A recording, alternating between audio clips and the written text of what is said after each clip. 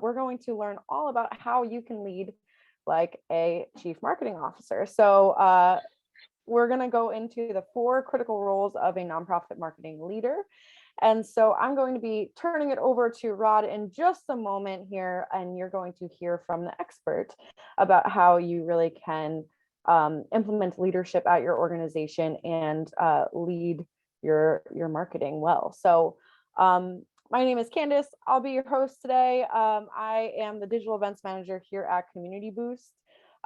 So Community Boost is hosting this webinar. And so Community Boost is a digital marketing agency, and we specialize in working with nonprofits and empowering social ventures changing the world.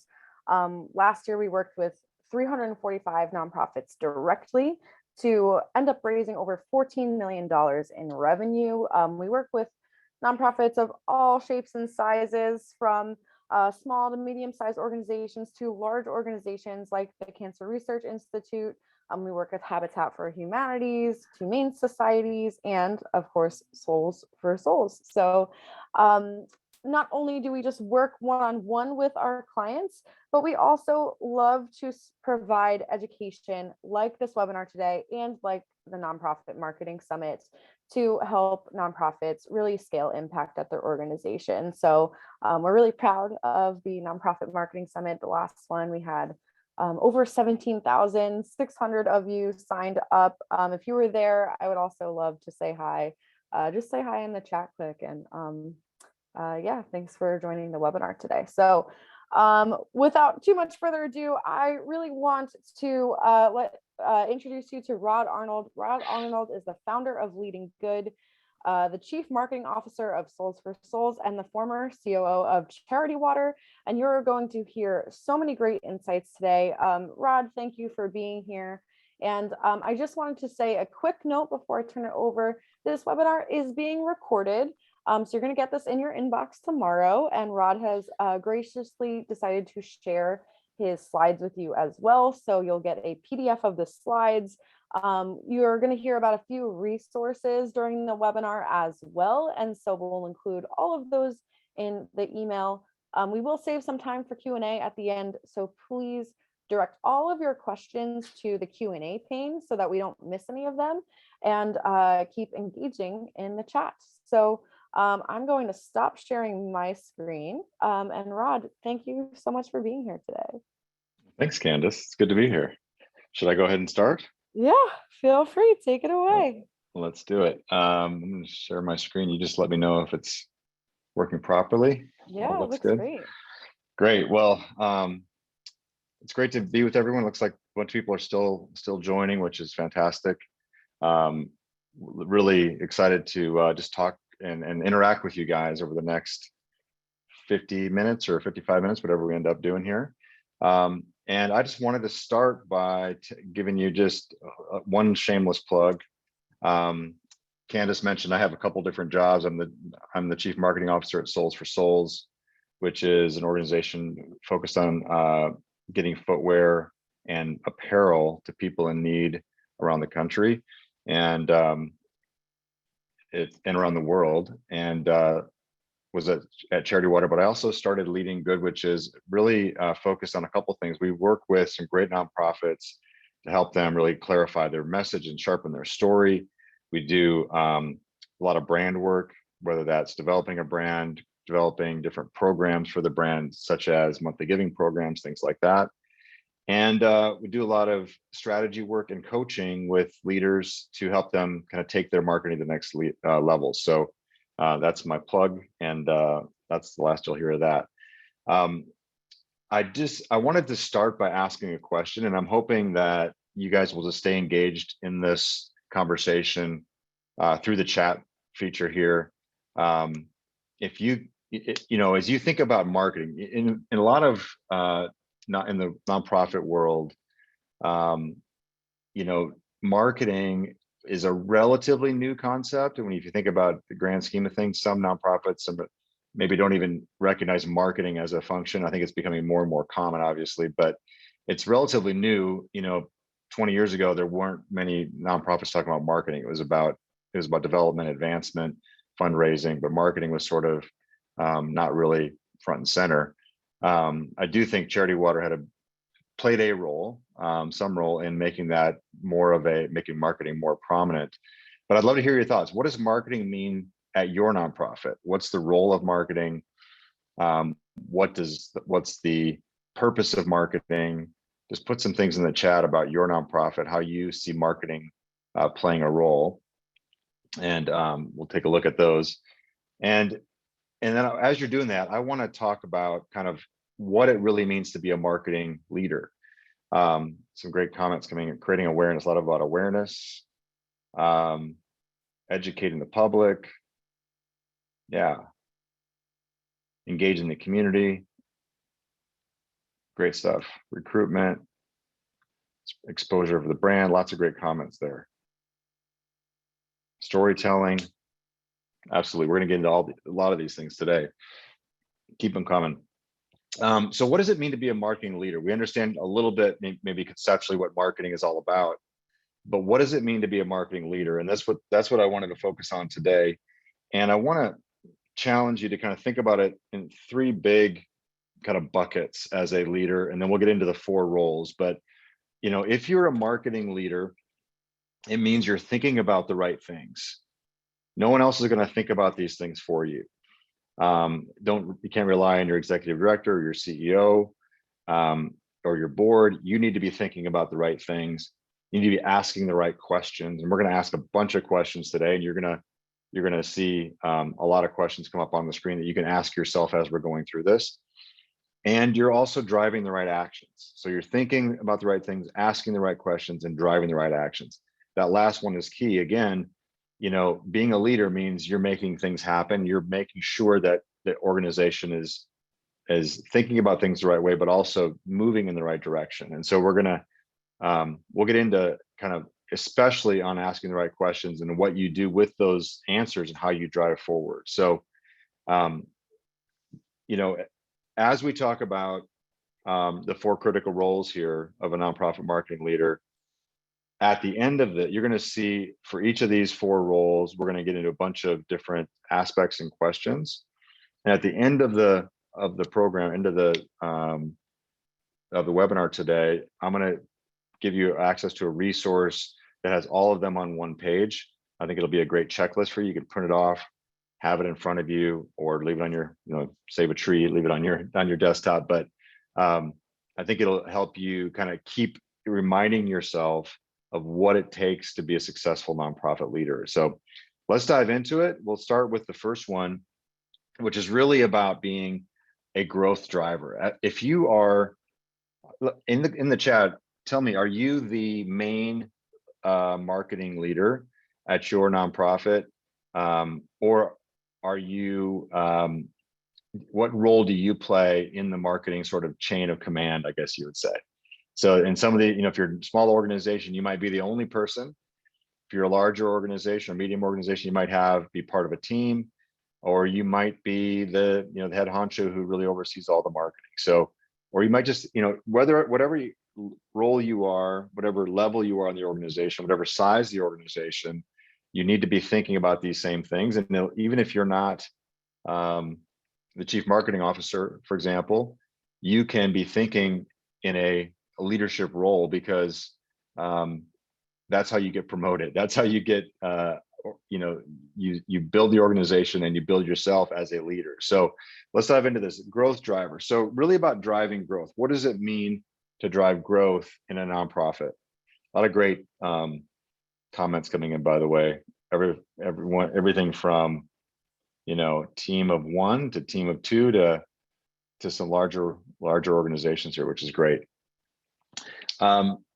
So as the growth driver for the organization, now depending on how your organization is structured, I'm not saying you're completely responsible for growth. There's other people involved, but you need to be thinking about taking ownership of this question. Where do we need to go and why? Where does it kind of big picture, we get so busy with the day-to-day detail and all the different things that we're working on and just trying to make ends meet and trying to, keep up with our emails and all that kind of thing. where do we need to go and why? Are we going in the right direction? And why do we need to go there? So that's a really critical question to ask yourself. What's our strategy for growth? You know, paying attention to your existing, I'm going to call them customers, and you'll see why in a few minutes here. But paying attention to your existing customers, that might be, you know, donors, could be volunteers, could be corporate partners, whatever they might be, is important. It's important to keep, you know, to stay focused on them. But if that's all you focus on, your growth is going to be pretty limited. So what is your strategy for growth is a really important question to ask yourself. What opportunities do you have that have the greatest potential? All right. So as you think about, you know, whether it is maybe digital marketing for you, you know, is a great opportunity. By the way, Candace from Community Boost at Souls for Souls, we've been working with them now for 3 years and have seen tremendous growth because of, and that's really a huge part of our strategy, is working with Community Boost to go out and acquire new donors, new volunteers, new supporters, new monthly donors. And there is a strategy for growth that way. But we saw digital as a huge opportunity, so we're investing in that. And where are your opportunities? Is it through something like that? Is it through, you know, maybe there's opportunities with major gift fundraising. Maybe there's opportunities with just raising awareness because people don't know about you. So thinking about where your opportunities are with the greatest potential. And then what channels should we invest in and optimize? You know, there are a lot of different channels that we market through, whether that's, again, digital, whether that's direct, you might do direct mail, social media advertising, you know, advertising, promotion, live events, working with, you know, corporate partners, working with, maybe you do magazine ads. There's all these different channels. Where are you putting your time and energy and investment and dollars to really grow, and where can you optimize those channels? And that's, you'll find as I'm going through these are, a lot of these are big, hairy, audacious questions that need time and analysis to really figure out. And, you know, it's, we're not gonna be able to dive into each of these in a lot of detail, but there is a lot of analysis and a lot of thinking that needs to go into, okay, where are we investing? And rather than just scattershot, are we thinking about our, you know, we have a limited budget, are we putting it in the right buckets? Should we be putting it all in one bucket? Should we be spreading it out more? So thinking about the channels and how you're investing is a critical piece here too. How are we acquiring new donors and supporters? I mentioned our work with Community Boost. What else are you doing to acquire new donors and supporters? How are you going after those new people? Not just, you know, it's obviously stewardship's super important. Growing and retaining donors and supporters is very important. But what are you doing to acquire new donors? For example, one of the organizations we have worked with for 3 or 4 years now is God's Love We Deliver. Great organization in New York. And one of the things they do is they have a huge kitchen right in Soho, and they bring in a lot of volunteers, corporate volunteers, community groups that come in and volunteer and work in the kitchen, help prepare meals that are going out all over the greater New York metropolitan area. And as we started working with them, we started seeing like that is an untapped resource. The untapped resource. These volunteers are coming in, they're falling in love with your organization, but there was really no like acquiring of who they are and following up and getting them to become, you know, more engaged as donors and supporters. And so that became a huge focus of how we could acquire new donors and supporters. And what is it in your world that you are doing? Ask yourself this question: what are we doing to acquire new donors and supporters? How are you driving revenue growth? And sometimes this is, you know, it's not just, you know, as simple as we're asking people to give. That's obviously part of it, but what are you doing to really grow? If you want to go from, let's say you're $1 million organization, you want to go to 1.5 million, that's a big jump, right?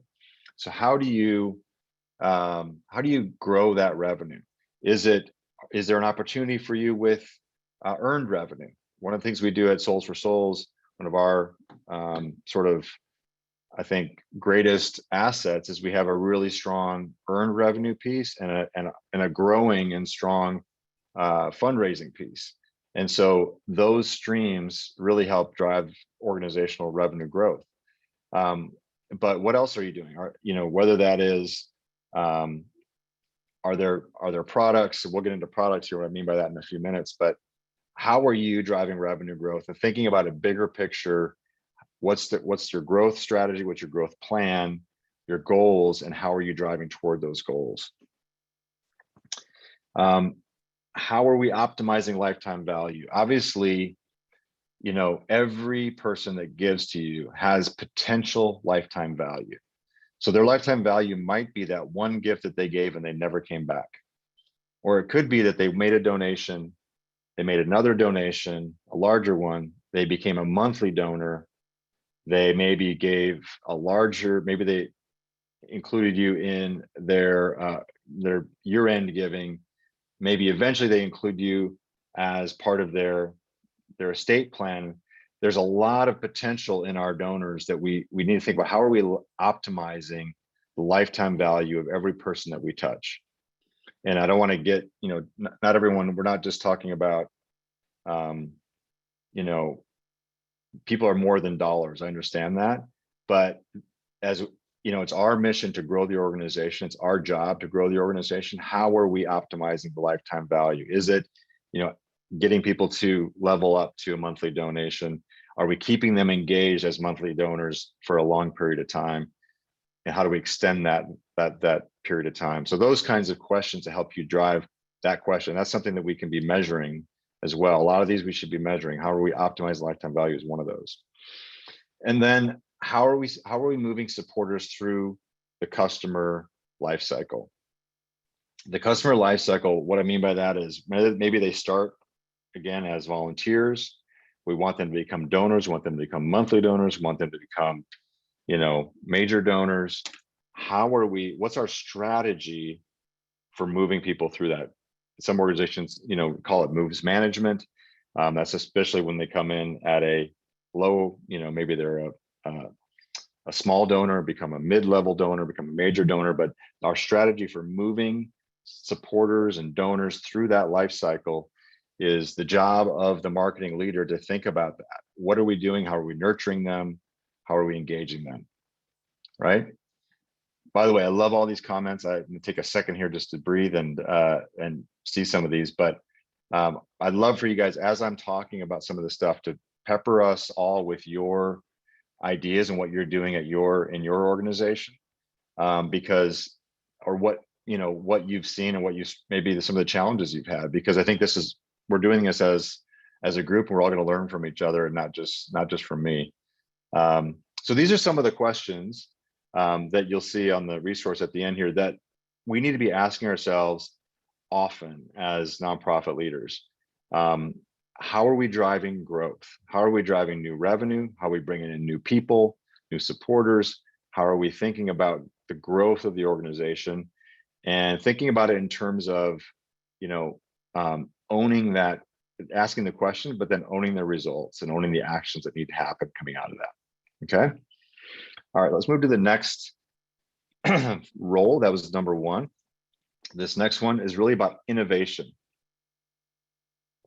How are we, as a nonprofit leader, our job is not only to drive growth, is to really be a catalyst for innovation. And so we're going to talk about that a little bit. I think this is not necessarily something you just abdicate to your IT people or, your digital person or whoever that might be. Thinking about it like, what are we doing to drive innovation as an organization? And so I mentioned products a few minutes ago. When I talk about products, I'm not necessarily talking about merch and things that you sell. That could be one thing, but I think the one of the best ways to think about products is the things that you're offering people to be a part of. And so, for example, your monthly giving program should be thought of as a product, because you need to think about it in terms of how it's packaged, what it's called, the brand, the user experience, all the things that a product has. Like, let's say a product like Netflix or Spotify has all these things, right? There's a price point, there's a packaging that goes with it, there's a sales plan that goes with it. What products are you developing? Could be, if you're a water organization like Charity Water, sponsoring a well or sponsoring a whole village. Maybe it's whatever you're doing. Maybe you do something with schools, sponsoring a school, sponsoring a classroom. These are all products that should be thought of like products and packaged like products, and thought about, how do we grow this product? What are some of your products? I'd love to hear, when you say, whether it's your monthly giving program or a certain kind of sponsorship, what do you ask donors to support? What do you productize in your organization? That might give us some inspiration for some of us that, yeah. So, well, think about it like this. When I say, it's not necessarily the thing that you're providing to the people you're helping. It's the thing you're providing to donors. So a donor can get engaged in sponsoring maybe it's a family. Maybe we're asking them to sponsor a community, asking them to sponsor a school. Maybe it's, someone mentioned annual membership. That's a good one. So think about like that in how you're kind of packaging these asks for people. And I think that is a powerful way to grow the organization. And that requires innovation, obviously. We're talking about innovating. It's about thinking about new ways to think about how we package what we do. What tests are we running? We're always running tests. And I'm a big proponent of running, so for example, here's a product at Souls for Souls that we're testing right now. What we realized at Souls for Souls was that there's a lot of competition for your shoes and clothing. So not only do we raise money, we collect shoes, used shoes, and clothing from people, and we get new shoes and clothing mostly from brands and retailers and that type of thing. But what we realize is that there's all these new, not relatively new, people competing for used shoes and clothing. ThredUp, there's a bunch of them like that are like Poshmark. There's a bunch that are asking people to send in their shoes, send in their clothing, and they'll get cash for that. And so we started realizing, okay, we've been asking people to do this.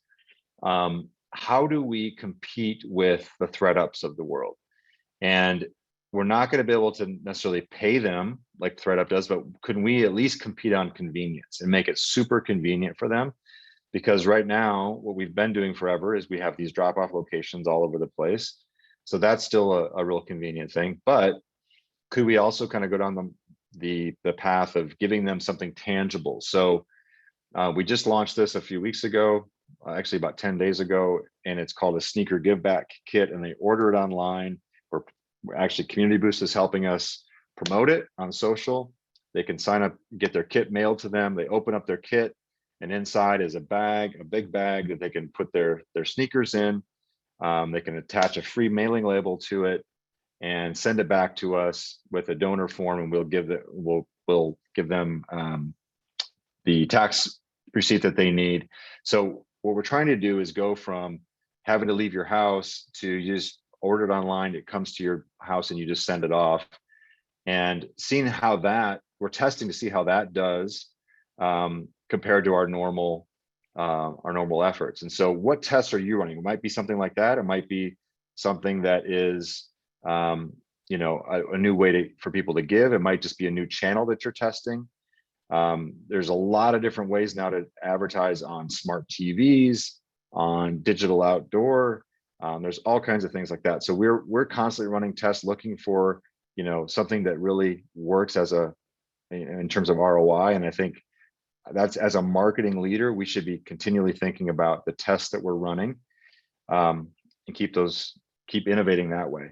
How are we innovating with technology? One of the things that is a big trend right now is with crypto. We work with Fundraise Up to provide artificial intelligence in giving.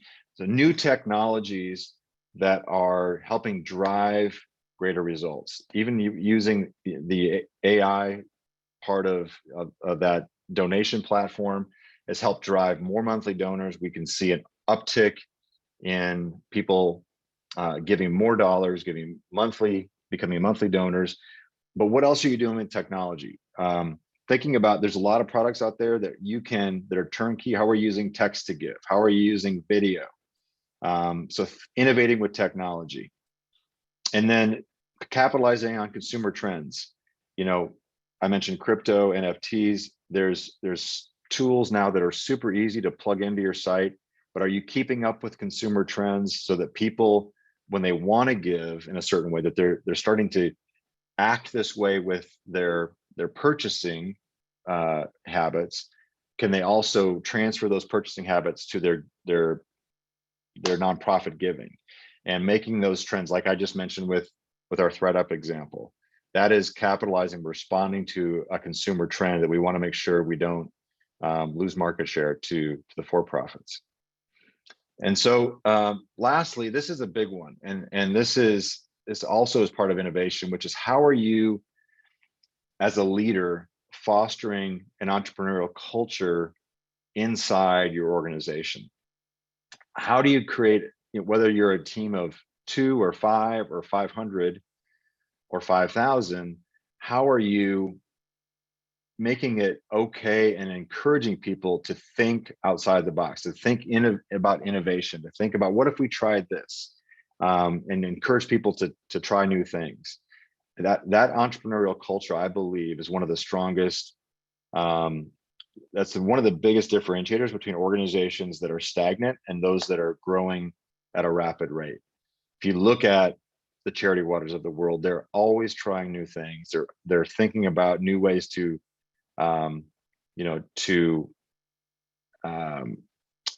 innovate and create entrepreneurial activities inside the organization that result in growth. And I think that is the job of a marketing leader, is to foster that attitude and that engagement in the organization. All right. Okay. Appreciate all these chats. I'm trying to move through all this information so we can get some questions in at the end. I'm going to keep on rolling here. Keep the chats coming. All right. This next one, chief storyteller. So this is one that I am a big believer in. I'm going to get into a little bit of more tactical on this one, because something that we do a lot of. But as a marketing leader, as chief storyteller, our job is to build and elevate the brand. And how are we doing that? That includes our visual identity. We're driving that, bringing creative forward. So that's content, that is, creative ideas, bringing those forward, designing, enhancing the user experience, and making sure that that it's smooth and frictionless throughout their experience, and actually emotionally engaging, and communicating a clear brand story. How do we do this? Communicating a clear brand story, to me, is probably the most powerful. And if I was going to rank all the jobs, all the roles of a marketing leader, I would put this one at the very top. Because if you don't have a clear brand story, a clear message, everything else you do is going to be less than optimal, less than it could be, less successful than it could be. So how do we build and communicate a clear brand story? Well, I'm gonna dive into it in a second, but let's start with these questions.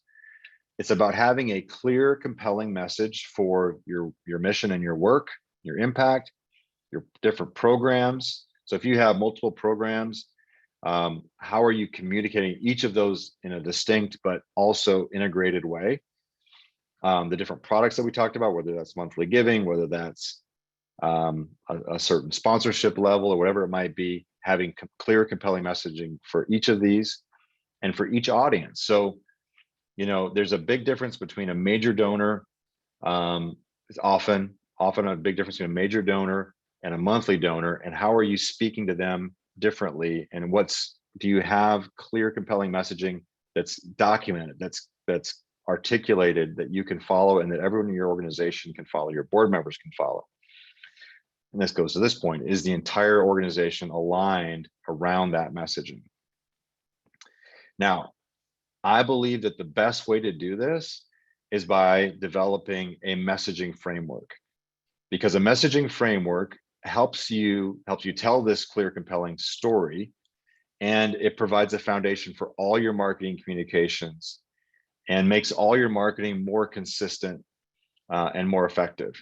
So let me tell you what we've done. I, for years, really saw different ways organizations were messaging and how they were thinking about their messaging. And over a 20-year period or so, working with nonprofits, developed a messaging framework that I've seen.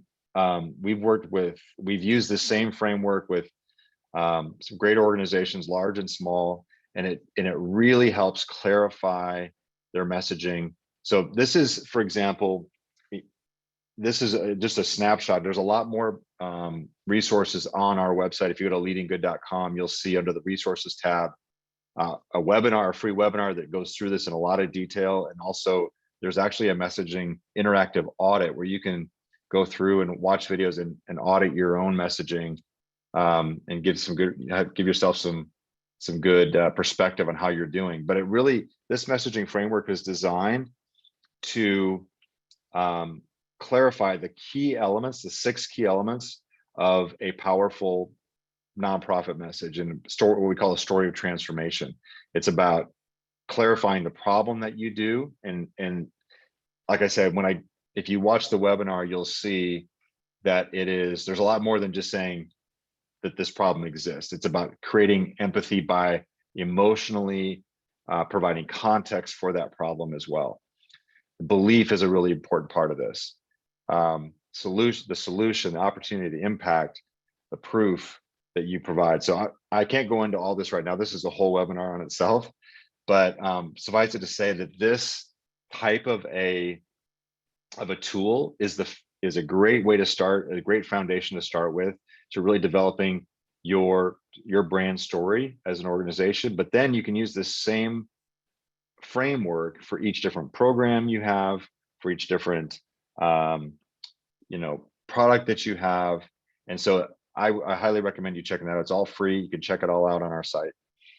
And then we're going to get into the last element here. Then we're going to have some questions.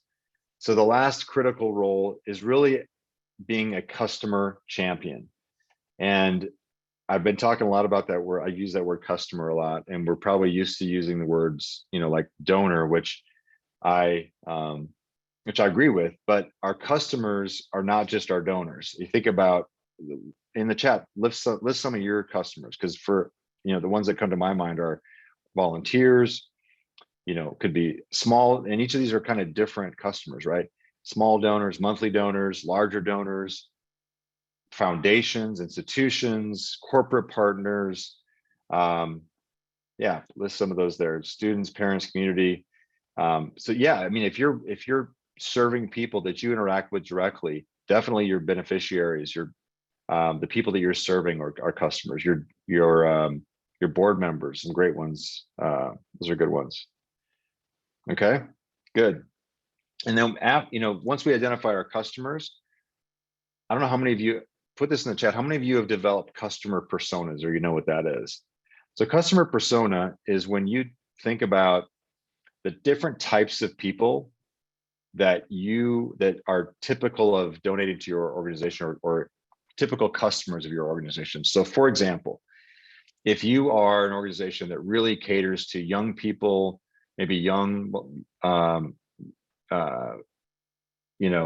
20-something-year-olds, and they give $7 a month, and you get them through these different live events that you do, you can create a customer persona around that. We know that this is a female age 26, just who loves music, who is early in her career and has a big heart. And you can outline all you need, create a customer persona for that person. You can also create a customer persona for your major donors. We know that these people are, and call them something, right? So it might be you might work with a lot of the people that you focus on are moms, young moms, who are maybe millennials, who are you could come up with a name for millennial Mindy or something like that, right? And describe what she's all about, what she cares about, what she reads, what she gives to, what her role is. Or it could be, I know, any different version that I've as you're thinking about like these different groups, whether it's a monthly donor, and there might be multiple personas that are monthly donors, but think about them that way, and that can really help you think about how you speak to them, the words you use, the language, the voice, the personality that the brand personality that you put out there. Someone asked how many personas. I'm not going to get into too many questions right now, but you could have as many as, you could have 4 or 5. It could be a few less than that. I wouldn't say more than 6 or 7, because it can get overwhelming. But you want to build it, like, if you think about the key people that you want to focus on, creating those personas so you can think about them and what their world is like, because it's probably different than your world potentially, right? Do you really understand what their needs and wants are? Think about the things that they want to see in the world, the things that they worry about, the things that they care about. It could be that they really care about, sustainability, because that could be the thing that really drives their shopping habits, for example. Or it might be that the people that one of your personas, what they really care about is the people in their community who are homeless, or the people in their community, just the overall poverty level locally where they live. So there's different ways to think about these people, and then understanding what their needs and wants are, and then what their experience is like when they give to you, when they interact with you, when they get your emails, when they read your content, when they give, when they attend your events, when they volunteer. What is their experience really like? And is there a way to make it where it feels it really meets their needs and wants? And then, on a broader picture, what data and trends are you measuring and utilizing? So it could be, how people give, could be how people interact with media, it could be what devices they're on, what data and trends are you looking at? And then finally, do you have well-designed customer journeys for each of these people? So each of these personas, or as well as you can, to make it as clear a journey for them as possible. And that could be everything from the emails they get after they first give you their email address, after they first donate. Could be the phone calls that they get, could be the way you interact with them, the thank yous, the receipts that they get. Here's an example from Souls for Souls. We recently decided, we've been doing direct mail for many years, and we recently decided to cancel our direct mail program completely because of a couple things. It was still profitable and it was still growing, but we felt like it was at odds with our core message, and one of the things that our donors really cared about, which was sustainability.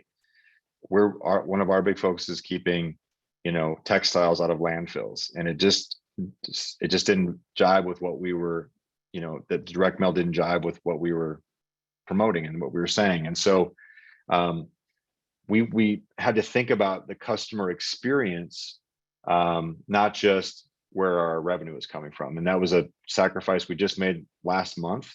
And so we'll see how it plays out, but we just decided it was a risk worth taking. So things about things like that, as you think about customer journeys, are really helpful.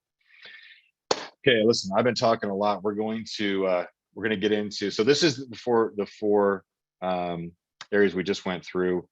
And if you go to leadinggood.com, on the resources tab, you'll see this is available for you to download. So it has all these questions on it. It's a one-sheeter that you can use to kind of do a checklist, a checkup on yourself, and use with your team. Maybe dig into some of these questions a little deeper. If you think about, like, what are we testing? What products are we developing? All of these questions, any of these questions you could spend hours on, or days on, digging into and really creating a plan for. So this is, the nature of a webinar is to give you a high level view of things. And I really believe these are the 4 most important roles as a marketing leader, but you're going to need to take the time to dig into each of these questions and make sure that you're comfortable with where you're at as an organization. All right. And with that, I'm going to open it up for questions. I don't know if Candace, you're going to help me with that, but would love to answer any questions I can here. Yeah, thank you so much, Rod. I feel like I learned so much. I love the way that you really approach nonprofit marketing, like almost from like learning from what the for-profits are doing and being on the cutting edge of that and thinking through like what are the buyers' habits and how can nonprofits, include that into their plans. So, I mean, this was incredible. There was so much great engagement in the chat. And so, yeah, I was encouraging people to put some questions in the Q&A pane. I really encourage you, if you have questions for Rod, the chat things get lost super quickly. So please put them in the Q&A pane and we have plenty of time for questions. So this is great. So also, I just wanted to say, so many great resources I've been trying to keep up in the chat. I will also be including these in the email going out tomorrow with the recording as well as the PowerPoint. So Caitlin, yes, the slides are going to be emailed to you, so don't worry about that. Yeah, I think we'll start off with the first question, which was, as part of thinking like a CMO, how important do you think it is for an organization to do a competitive analysis of other nonprofits in the space to focus our marketing on uniqueness? They said, by the way, this is not something I see nonprofits typically do, but I love this question. Yeah, it's a great question. I mean, whenever you talk about competition in the nonprofit world, it feels a little weird. It feels like we're all working toward the public good and the common good, and it's not really about competition. But the reality is we want to stand out. We want to make sure that people really appreciate us and understand, are aware of us, of our nonprofit and its uniqueness. And so I think it's a valid exercise to go through. I think less about, and we do that for organizations, we do that with organizations, we do that at Souls for Souls, to look at the different nonprofits and think about how are we maybe not to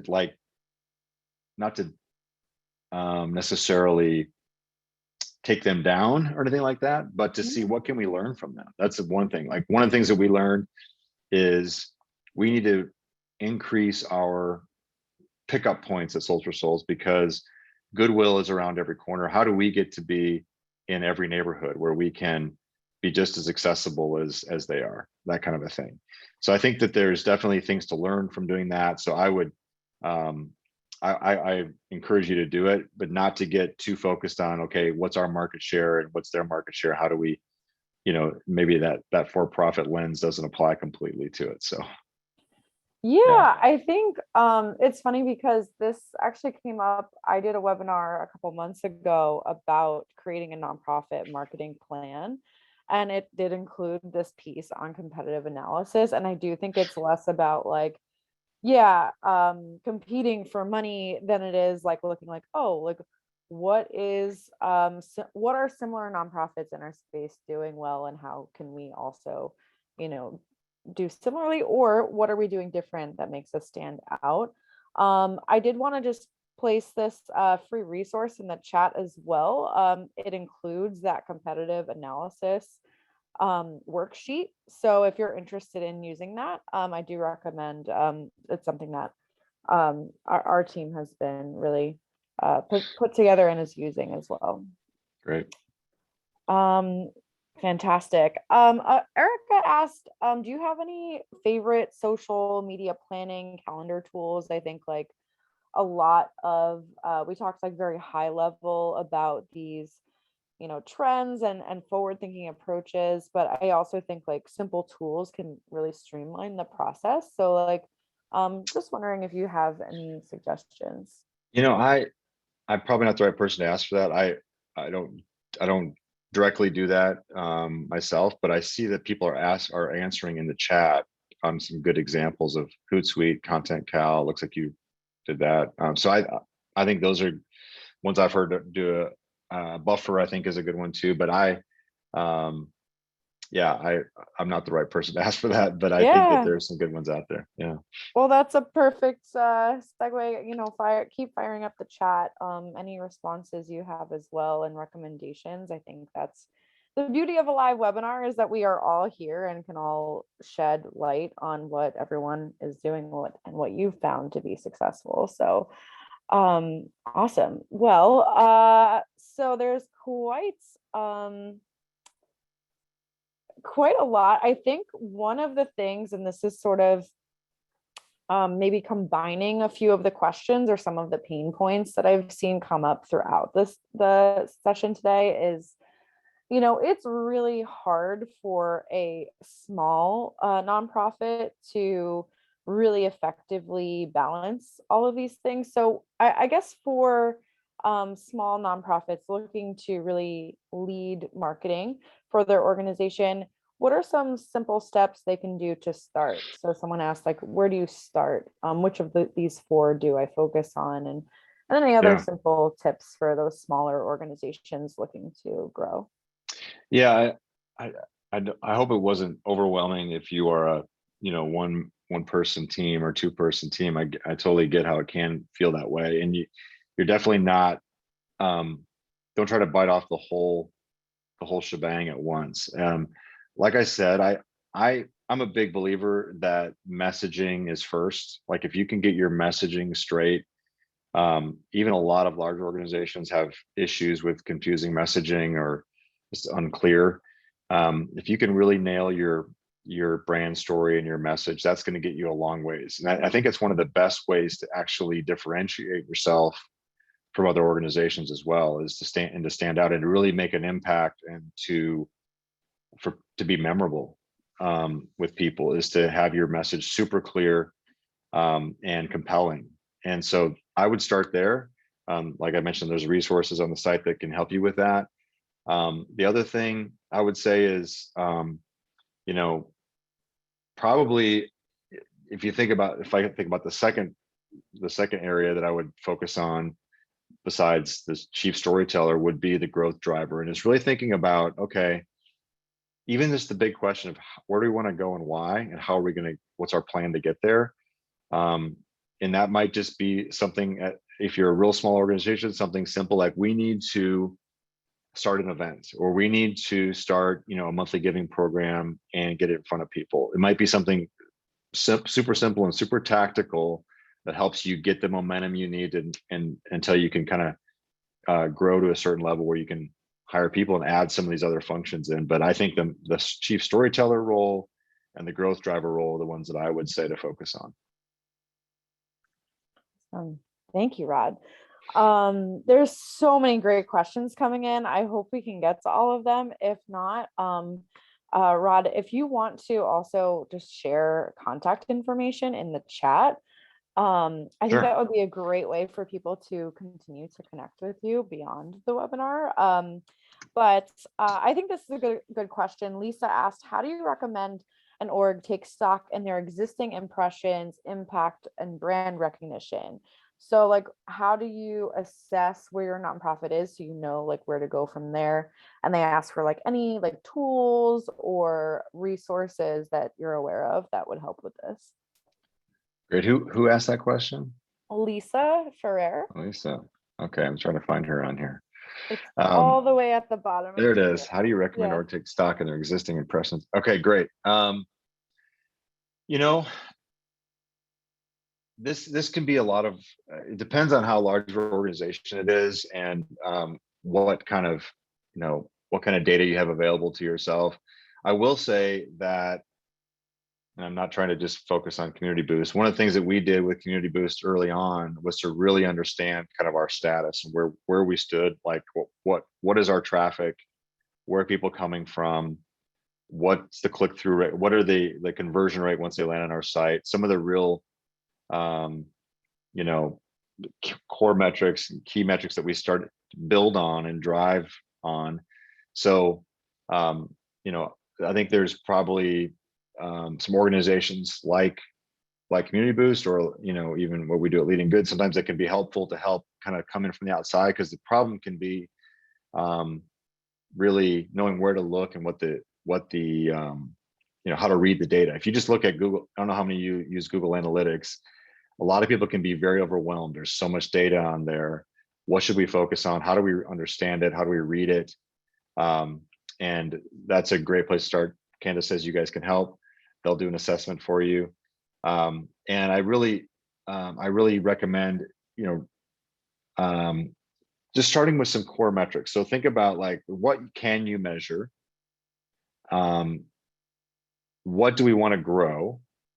And make sure that you can measure that as you grow. So, like, if it's as simple as we want to increase traffic, or we want to increase visitors to our page, or to this certain page on our site, we want to increase our social media, you know, following, whatever those, where you think the most strategic growth can be, just find those 3 or 4 or 5 key metrics that you're going to focus on, and grow that. I mean, I don't know that there's a tool for this, but I do think I mean, Candace, what can you guys say about what you guys typically provide?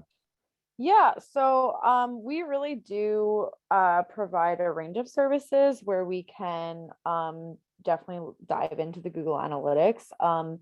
Search engine optimization has been one of our biggest growing areas this year, where we'll do like basically the full assessment, like with Google Analytics, to find out like rankings and traffic and all of that, and then help like craft a strategy to definitely yeah, boost organic traffic, as well as also using the Google Ad Grant to drive traffic to your pages, and so that you can get those keywords, you know, keyword ranking and targeting, so that you're able to really drive the most traffic using both of those channels. So that's like one of the ways that we start, that I think would be really helpful. So you can book a digital marketing strategy session with our team for free, and we'll actually walk you through all of the different opportunities as well. Yeah, I would take advantage of that for sure. Awesome. So there's so many great questions. I think there's a couple that I think we have time for a couple more. So I saw that there's some people that are looking to specifically grow their donor base and retain more donors. And I know like a lot of donor stewardship, that's a lot of what you've been doing, and converting those donors into, you know, longtime donors with recurring giving. So would love any tips that you have for like really stewarding donors well and retaining them for the long term. Yeah, and I saw a question or two about like email and how much is too much and that type of thing. So, you know, I think there is, when it comes to stewarding donors, there's a couple things that I would say. First off, think about your audience. Don't think about just donors as one big pool. Think about different types of donors that you want to communicate with, different audiences. So for example, your monthly donors could have a different email that goes out to them, a different set of emails that goes out to them than to the people who maybe give once a year, or maybe just gave 2 years ago and haven't given since.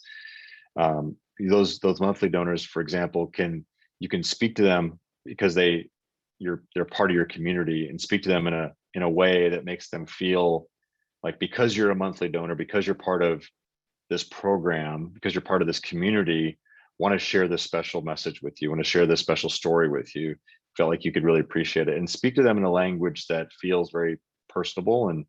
And so definitely email is still, I think, the best way to steward those relationships, for the most part, as a primary tool.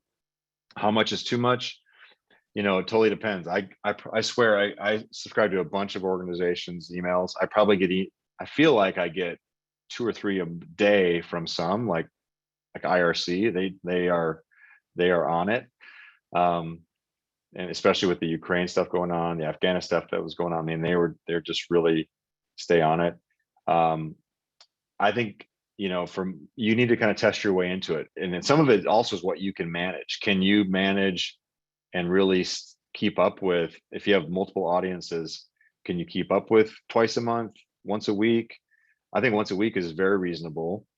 I don't think that's too much at all. I think every day could be too much, but it's really finding like where, if you see a spike in unsubscribes, and you probably something went wrong. You either hit them too often or didn't speak to them the right way. But one thing I believe is this: even if they don't open your emails, seeing your name kind of pop up in their inbox is still an impression. It still keeps you in front of them. And so I think you probably can email more than you think you can. That's my typical answer there.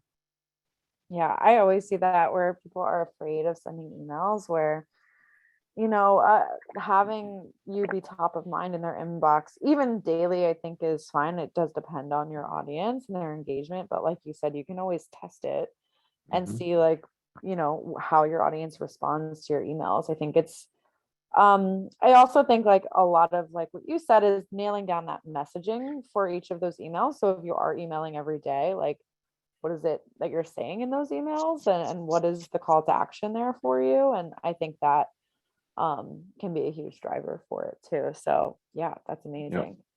We probably have time for maybe one more question. So Rod, I wanted to give you the option, I know I've been pulling out some questions for you, but were there any questions in here still that you just feel like you have to answer? I have one in mind in case not. But I haven't had a chance to read through them all, so why don't you go? I'll go for it. So I really like this question because it turns the whole conversation from something that's really looking into the high level of what a CMO does, and then like translating it into the practical. And Taryn asks, how do systems play a role in supporting the ability to achieve these things? What are the must-have basics? Systems we're talking about, right? Yeah, I mean, this, you could get into technical systems. I assume you're talking about platforms and that type of thing. Yeah, just like the puzzle pieces needed Yeah. to implement all of this. First of all, I think the big key is having a team that you can trust and that you can really work with, because to try to do all this on your own is a lot. And if it's just you, make sure you scale it back to what's really manageable. But in terms of kind of the key puzzle pieces, I hope you have a good email platform. Google Analytics is super helpful, especially every at least once a month we meet with our Community Boost. Michael at Community Boost is our representative, and he goes through all of our key metrics on Google Analytics, and we really dig into what we're seeing, what trends we're seeing. And then some kind of a CRM is that could be something like a typical CRM, or it could be something super, just a way to keep track of your donors, and make sure that if you're a small organization, there are some really inexpensive CRMs out there that I think I'd highly recommend that you have, so you're not just having donations in a spreadsheet and donors in like MailChimp, names in MailChimp, and there's no connection between the two. You really need to know when you have a list in your mail system, whether that's ActiveCampaign, MailChimp, whatever it is, that your CRM can tell you which of these people, I want to see just the people who have given in the last month. So I think those are the ones that come to mind right away, that if you can start there, you can learn a lot and have a lot more intelligent data that you're sending out to people, intelligent information. Absolutely. Yeah. It's 2:00, so thank you, or 2:00 Eastern, depending on where everyone is. But yeah, this has been so insightful. I think you hit the nail on the head, of just having the right data in place so that you can really build on that and implement these key learnings is kind of the first step. And so thank you so much, Rod. This has been incredible. The chat is going off. this has been just so valuable. So thank you so much. I really do encourage everyone follow up with Rod. If you have more questions about how, some of the insights from it, since we didn't get to all of them. Also, please check out those resources. I was trying to paste them in the chat. I'm afraid if I paste them again, they'll get lost. Were all of the thank yous to Rod. So I will be including all of those in the follow-up email tomorrow. Please go ahead to learn more about how Leading Good can elevate your brand, reach more donors, and raise more money for your organization. So I'm going to paste that link in the chat, and I will also be following up again tomorrow. Rod, this has been incredible. Thank you for being here. It's wonderful working with you, right? It's been years that you've worked with the community boost team, so it's fantastic to have you. I just wanted to, before we close out, just say one more thing. I mentioned that marketing strategy session as well. So if you are interested in getting a free strategy session on the calendar, you can actually just go ahead and scan the QR code and book it from here. And then that way we can do an assessment and really help you spot the opportunities for growth. And then if you're interested, we can help implement those things for you as well. Or you just come away with some key learnings that really help you strategize for the rest of the year. So check out Leading Good and all of their resources. And if you are interested in learning a little bit more about how you can strategize your marketing in 2022, feel free to take advantage of this session. So yeah, I'll leave that up. But Rod, thank you so much for being here. And thank you everyone for sticking with us and engaging. All of your questions have been fantastic. And just, yeah, I really appreciate it. It's been great. It's been great. I love seeing all the chat engagement and people helping each other too. All right. Thanks, everyone. Yeah, thanks, thank you so Candace. much, Rod. Yeah, this was great. I'll be following up with everyone tomorrow. Bye-bye. All right. Take care. Have a good rest of your day.